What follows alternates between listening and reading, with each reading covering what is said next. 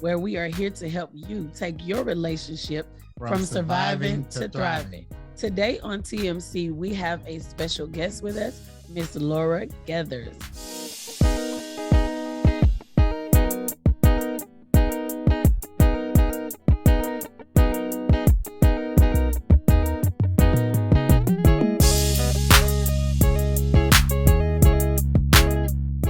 Hello, everyone, and thank you for having me. I am Laura Gethers. I'm the founder of Love Harder Marriage Coaching, where I equip couples with the tools they need so their relationships can succeed.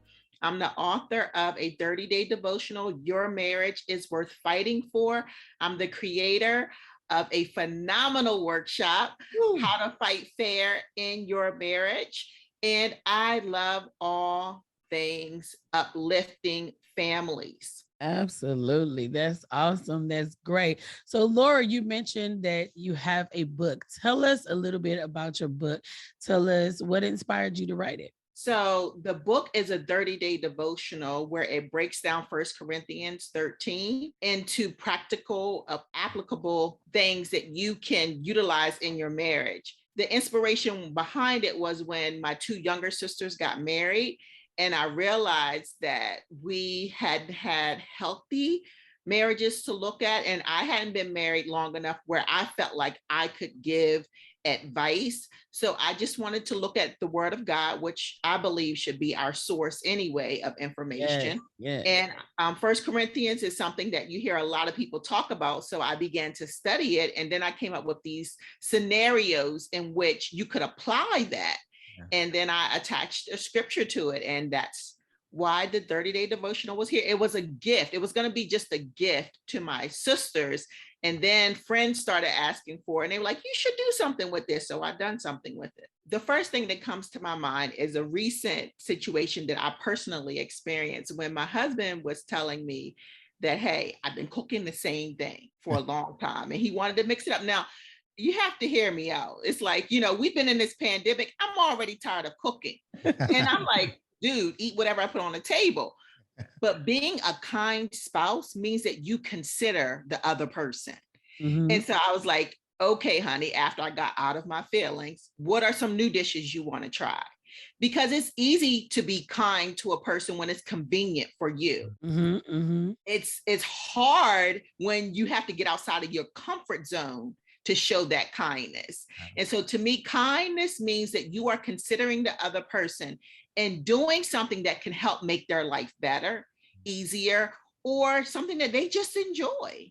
You just said that it's one thing to be kind to someone when it's in your comfort zone, but it's another thing. And that kindness really shows forth and is exuded when it means that you have to step out of what you're comfortable doing to be kind to the other person. And I think that's something that is always resounding in marriage. That's important for us to know. It's always about the other person. It's always about us stepping outside of our comfort zone to do what needs to be done, because that's when it really matters, right? When it's beyond when you're reaching beyond what you normally want to do. Laura, let me ask you this question. So how long have you been married? 13 years. Wow. I've been married for 13 years. We just took a trip to Charlotte, North Carolina. We met in college, and we were riding past a sign that had our college name on it. And I was like, wow, dude, I've known you for a long time. So 13 years ago, what one thing that you wish you would have known before you got married? I would have wanted to have known more about me. And the reason why I say that is because in marriage, you have to communicate who you are, what you want, how you want it. And there was just so much about me that I didn't know. So I feel like I made it a little bit more difficult for my husband in those earlier years because I hadn't taken the time to get to know me. Wow. I'm like, wow, that's good, because definitely makes it difficult because you're trying to figure out, what do I want? but then I Yeah. want you to know what I want. I want you to give me what I want. I want you to give me what I need, but I don't really know what I need. And so all of that, wow, I'm just that's really good. That's really good to spend more time getting to know who you are, so that when you are in a relationship, in the marital relationship, you are able to effectively communicate who you are, what you want, what you need, what you desire, and to be sure about that and know what you want without a doubt. Yeah. Wow, that's Awesome. good. I like that. Love it. When you first jumped on, you talked about fighting and fighting fair. You said you teach couples how to fight fair. And we know that sometimes as couples, we disagree. You know, we're two people becoming one. We have two different upbringings, two different ideas. We are different. So as we come together and become one, sometimes there's a little bit of disagreements in there, or maybe one or two things that you would teach a couple about fighting fair. So number one, know your triggers. Mm. Know your triggers and communicate your triggers. Mm. And that means understanding the trauma that you may have faced as a child from previous relationships or relationships, period. Know you. Yeah.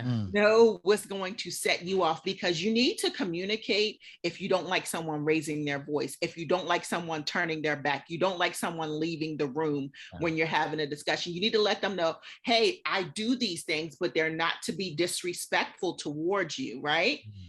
You need to let them know before you're in the midst of the conflict, because letting them know those things in the middle of it, it's only going to create more conflict. It's going to intensify what's already happening, right?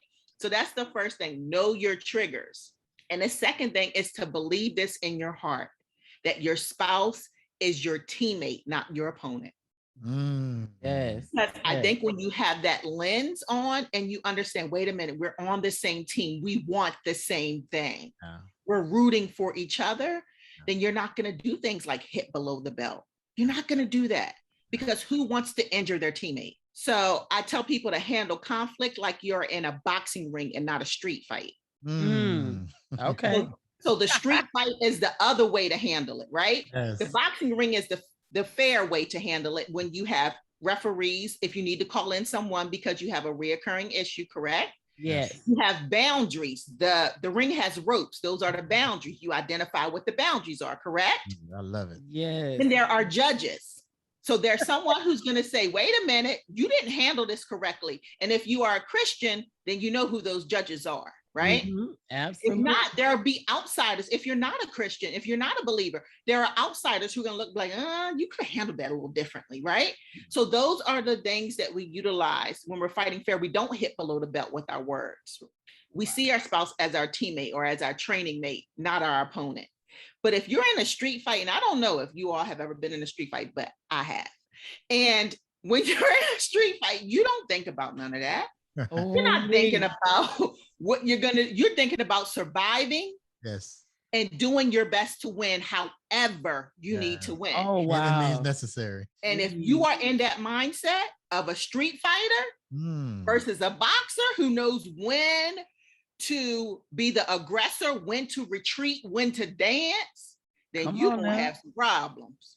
Wow. I love that. I love that, fighting like you're fighting in the ring, because you're saying this, and there's several things I'm thinking about. When you're fighting and when you're having a boxing match in the ring, the bell rings and it's time to take a break. And I'm listening to all these things that will be really great, great advice in marriage, is knowing when to take a break, knowing when to stop. The bell ring, ding, ding, ding, and you go to your corner, you get your mind together, you get your head together, and we recalibrate, get that anger out of us and putting that kindness inside of us, recalibrating. And then when the ring goes back, ding, ding, now we can go back and we can fight differently. Yes. Thinking about that in regards to your relationship and putting that in our minds, that even if me and my husband are disagreeing, we're not on the same page, but this is not a street fight. We're fighting in a boxing ring. So we have rules, we have boundaries, we have limitations to how far we can go. And even so much to the fact that when the other person is wounded to a certain degree, somebody is there to say, hey, wait a minute. It's time to retreat. Maybe we need to end this fight, because if we don't, somebody's going to die. And just thinking about that in a relationship, if we put that in our mind, it will help us, and it'll help us so much. Yes, and I want you to answer this, because fighting fair and in the ring, and you mentioned referee. Who and what is that referee? How do we identify the referee? I'm glad you asked that question, because I think that's a very important question that a lot of people create more conflict around, because they don't consider that. Number one, a referee has to be someone that both you and your spouse agree on. Mm. You don't just bring whoever you feel comfortable with into your marriage to help you navigate through whatever issue you're facing. So number one, you want to make sure you both agree on this person that you're bringing into the relationship. You want to make sure this person has wisdom as well. And you want to make sure that they're relatable, because there needs to be some sense of vulnerability, right? They need to be relatable so you can be vulnerable with them. You don't want to feel like, oh, they don't understand me. And so outside of that, you might need a financial referee, because the issue may be your finances. You may need a career coach, because the issue may be someone constantly losing their job or feeling like they don't know the path that they want to take. The referee can be a counselor. It can be a therapist. It can be a mediator. It can be a pastor. It can even be a trusted couple or friend. But they need to have those things. They need to be wise. They need to be relatable, and they need to be able to be someone that you both trust.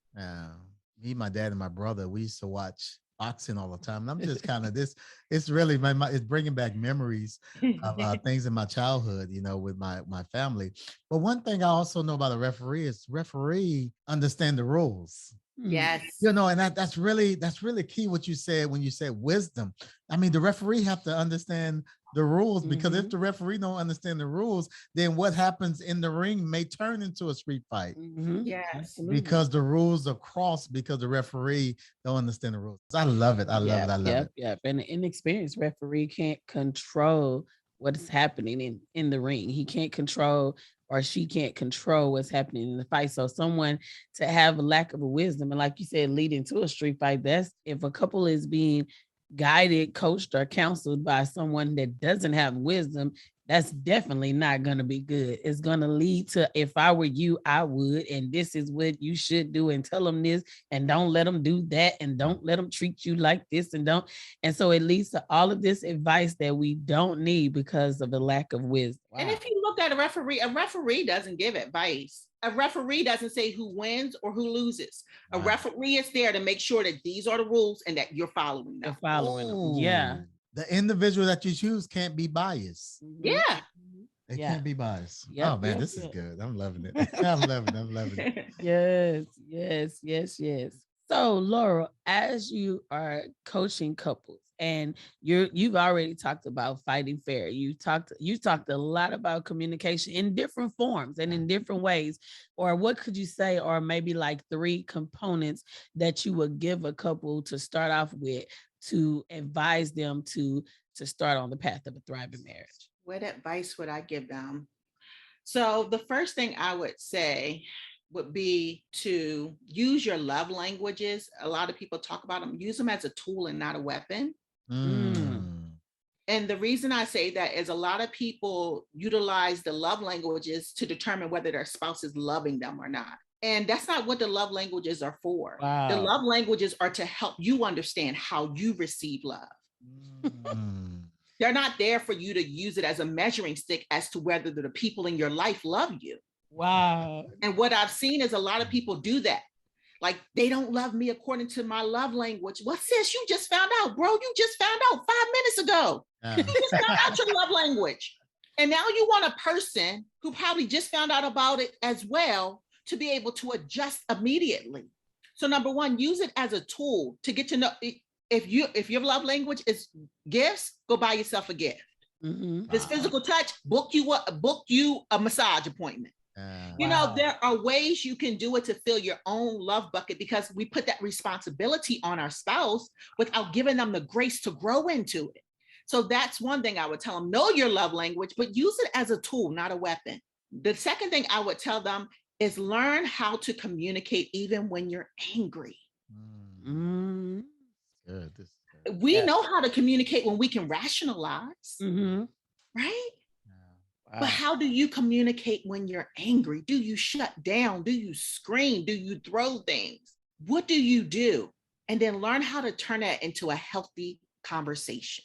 Because I think sometimes we shock ourselves when we're upset. Whoa, I didn't know that was in me, right? But take the time to learn how you communicate when you're angry so that you can do it in a healthy way. And the last thing would be show your spouse as much grace as you want to receive. You said from the very beginning about getting to know you. And the best part of that is that you know how to treat you. You know what fills you up. You know more. If you know you know that better than your spouse. You know how that cup of coffee makes you feel. You know how that massage makes you feel. And with knowing that, instead of using it as a measure to put off on your spouse, you can use that to fill your own love tank. And that's something that I can't say that we've thought about it either. Exactly. Yeah. Never heard anyone speak about. I mean, if you really think about it, I mean, I'm talking to our single listeners. I mean, take the love language quiz. Don't wait till you get in a relationship or wait till you get a spouse. Take it now. She said something in the very beginning, and she said what she wished she would have known is knowing herself. So here's an opportunity while you're single, getting to know yourself, taking that love language quiz, understanding who you are, then you know what you like. And now you know what you like, you know what you want. I mean, it's and the list goes on and on, but man, this is really good. So Laura, on Instagram, there was a video I watched of you. And in this video, you talked about marriage takes two, but let's start with you. So I wanted you to give the TMC listeners just a little bit of what you talked about in that video, how it related to you in marriage and how it could relate to others as well. That was actually the video I recorded on my anniversary. Yep. So, but this past year, I would even venture out to say the past 18 months since we've been home, my spouse has been working from home. And I just began to reflect a lot about our relationship. And I realized that a lot of my thoughts have went around what he could do to make my life better. A lot of my thoughts were about how he could change. And I didn't take the time to really focus on, hey, who are you? And how can you show up to be the best wife that you can be? And so when I did that, I began to seek therapy. And I'll never forget the first session. She was like, hey, so why are you here? I'm here so you can ask me the hard questions. I didn't come here because I had an issue that I needed to discuss. I need you to ask me some hard questions that are going to make me dig deep and see myself for who I am, not for who I think I am. Oh, that's a mouthful. Because it's so easy to look at your spouse and say, I want you to show up as the best version of yourself for me. But I said, no, Laura, you're going to show up as the best version of yourself for him. And that's what that whole premise was about, understanding who I needed to show up as versus who I was currently showing up as. And that's been a game changer. It's like, I'm for real. My husband's not perfect because he's human. But when I tell you my lens isn't focused on him, if it is, it's how can I pray for him? What can I do for him every day? The number one thing on my list is do one thing for your husband. Not because he asked me to, not because he needs me to, but because it's my honor to. I prayed to have a man like him. All right. And he's a good man. And I'm like, sis, get it together. I'm serious, because this world will have you thinking that your spouse needs to be something outside of who God created them to be. And that has been my number one prayer. Lord, show me how you see my husband, so that I can begin to treat him how you see him. Wow. And that was a game changer. Sis, what was it like? Michael Jackson came out with a song years ago talking about the man in the mirror. What was it like? Because this is phenomenal. What was it like looking at the woman in the mirror? It was hard. Think about it. I'm a marriage coach. By this time, I've wrote a book. I've done workshops and marriage conferences and all these things. And you think that you're thriving in an area that you can improve on so vastly. Wow. It was hard. And then it made me feel inadequate as a marriage coach. If I'm going to be real, like, should you really be giving this advice? No, the advice you gave was from the place that you were at, and that was okay. Yes. Right? Yes. You did it with the purest intentions. But now you understand some more things about who you are, and you have to make, what do you say? I'm going to make a change, right? And so, and that's how I know you're going to make these changes. And after you get on the other side of it, then guess what? You have new lenses in which you can look at marriage through, and you can share it from that lens. Yes. Amazing. You can really, now you can help more, and you can do more, and you can input more into somebody else's life, because you took that time to do what most people don't ever do, and looking at the woman in the mirror. I applaud you. Awesome, man. It's awesome. And what I hear you saying is like, I'm like, oh wow, this is freeing and helpful to so many, because what I hear you saying is taking a closer look at you will help you see completely different. It helps you see everything completely different. You said, when I start looking at myself and how I do things, what I do, how I respond, then it helped me to see my husband different, to be focused on him in a whole different manner, not so much as what he can do for you, but what you can do for him. And so, I mean, I just hear you saying that taking a closer look at you helps you to see things, see everything a whole lot different. And I think what's the beautiful thing about it, you're looking at the woman in the mirror. That mirror, your best self, now begin to bring out his best self. Oh yeah. And now, so that the mirror gets better. Yeah. I mean, the view gets, oh man, I love it. I love it. I love it. I love it. Yes. It's like one of those things that's automatic, because you become better, then everything, your vision is now clearer. You see things differently. You're operating the way you're supposed to operate, and being a better version of yourself, thus producing better around you. And so what you receive is better, because I know for a fact there's no way that you could show up as a better version of yourself, as a better wife, as a better friend, as a better support, and not receive better in return, because it's automatic. It's automatic. It just pays dividends on its own. Yes. Wow, this is awesome. This is awesome. And I think that, I believe you're doing a great work. I'm so glad we were able to talk to you on tonight. You have said, you've given so many nuggets to the TMC listeners and to us to listen to look at things from a different perspective, and to have this information as tools to move forward, to be better. And we definitely thank you for everything that you're doing to help marriages in this world. Yeah. There may be a marriage right now, somebody that's listening, they went on YouTube, they went on iTunes, and they found listening right here, and they are on the last edge. They've been fighting, and they've been fighting wrong, and someone want to throw in the towel and say, you know what, I'm done with it, it's over, I'm tired of this. What advice would you give to that individual right now? I would ask that person to look back and think about why they got married. If you do not have a marital mission statement, I really want you to develop one. And that marital mission statement says what you and your spouse are going to accomplish over your marriage, right? And so when I think about what my husband and I are trying to accomplish, and the generations it's going to change, and the legacy that it's going to leave, what I'm currently going through don't matter. I shouldn't say it doesn't matter, but it doesn't have as great as an impact as I know us accomplishing that mission will. Yeah. So then I understand this is bigger than this moment. This marriage is bigger than this moment. So what's one step? I'm not looking at what I need to do every single day. What's one thing I need to do today? Whether it's a mind shift change, whether it's calling a therapist, whatever. What is one thing I can do today to make sure that I do my part in us accomplishing that mission? That's what I would encourage them to do. What I just heard you say is when we're married to someone, we're connected to them, and it's about purpose. There's a Yes. greater mission.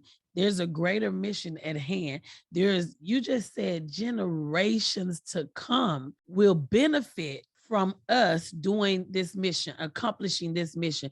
Benefit generations to come will benefit from you becoming a better version of yourself. You being able to show others what marriage looks like. You being able to show what loving someone looks like, generations to come, and whatever else the mission it is in ministry, in finance, Yes. whatever that mission is, accomplishing that mission for your grandchildren, your children, your grandchildren's, your grandchildren's children, and all those generations to come will be different because of you accomplishing this mission. Right. I remember it was times we traveled. Mhm. We traveled, and one time we was when we lived in Kentucky, and Kentucky was coming to Houston, and we're driving, and along the way, that was issues. That was traffic. Mhm. That was a wreck. That was something, but in the back of our mind, we had a mission. Our mission was to get to Houston. It's Our Texas. mission was to Mhm. get to Texas. Our mission was to get home. So when the accident occurred, I mean, sometimes we sat in traffic for 2, 3, 4 hours. And the reason why we didn't turn around because we had a mission Yeah. and we had a destiny in mind, and that's getting home. And man, this is a great thing to even think about your marriage and this purpose. I mean, you create that purpose and you have that vision and you have that drive and you put destiny on your relationship and say, my destiny is what I said at the altar. And the altar I said, till death does us apart, and remember that destiny and drive home. Wow. Get there. Yes. Don't quit. Don't give up. Get there. I love it, Laura. Yes, I yes, love it. I love it. yes. I love it. This is amazing. What I want you to do, I know because there's listeners right now just can't wait for this next question. If someone wanted to connect with you and what you're doing, where should they go? They can go to lauragethers.com. They can follow me on social media at Love Heart and Marriage Coaching. And there they will find my email address. They can shoot me an email or a message. I actually do respond to my messages. On behalf of the TMC family, we would like to thank you so much Yes. for taking time out of your busy schedule and adding value to us. Thank y'all for having me. I have thoroughly enjoyed this conversation. And this is awesome. Those were great questions. It's So we want to thank you for joining us today on TMC. And we hope you enjoyed the conversation on today. And if you did, go ahead and subscribe. Click the like button and turn on your notifications so you will be notified when we upload a video every week. And head on down in the comments and tell us what piece of advice stood out to you the most. If you're listening on iTunes, rate the podcast and leave a review. And we want to invite you to head on over to our leadership podcast, Lead to Greatness, where my husband is interviewing entrepreneurs and great leaders every week. So we want to thank you for joining us today on TMC. Looking forward to hanging out with you again on next week as we continue to help you take your relationship From surviving to thriving. Bye. See you next week.